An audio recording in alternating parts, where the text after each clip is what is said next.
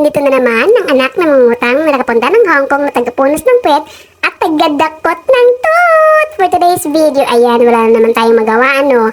Pagkatapos ng aircon ay electric fan na naman ang ating lilinisin at meron akong ikikwento sa inyo.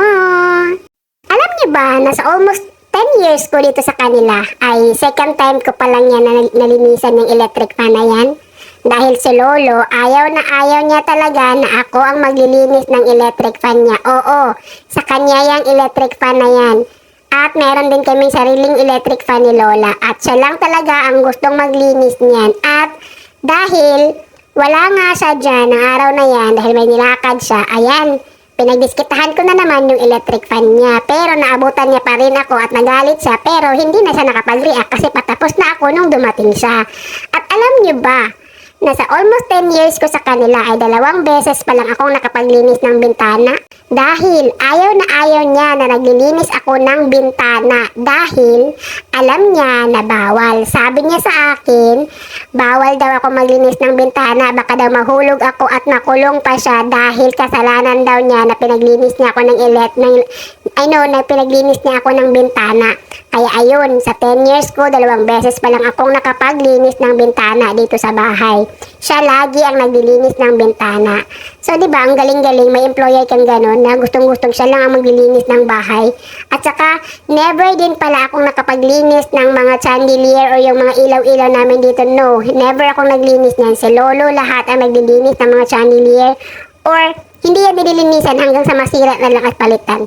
Kasi ayaw na ayaw ni amo ko or ayaw na ayaw ng anak ni Lola na umaakit ako ng mga kung ano-ano dahil baka daw kung anong mangyari, cargo pa nila. O diba, galing-galing, wala akong tatrabahuin.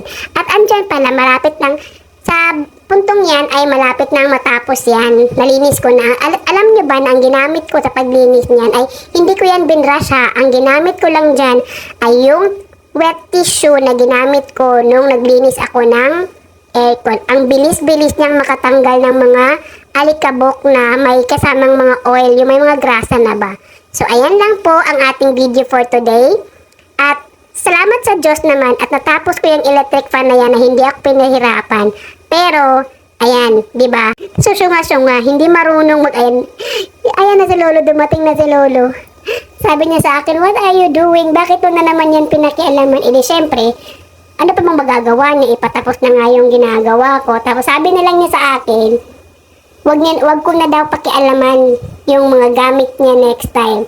Kasi, siya lang daw ang maglilinis. Alam naman daw niya linisin. Bakit ko daw nililinis at bakit ko daw pinakialaman. Sinabihan na daw ako na wag makialam, nakikialam pa din ako. Di syempre, wala akong mai-content kung wala akong lilinisin, di ba? Kaya ayun, nahihirapan ni si Inday na abutin yung cellphone kasi naiipit yung tiyan. O siya nga pala, hanggang dito na lang muna yung video natin na to at maghahanap na naman tayo next time kung ano na naman ang ating kakalikutin para may content na naman tayo, diba? O, linis-linis na ano na yan, finishing touches na yan. Paalam! Salamat! Bye!